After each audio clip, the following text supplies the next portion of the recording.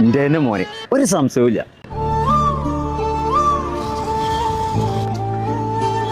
ഇവിടെന്നാ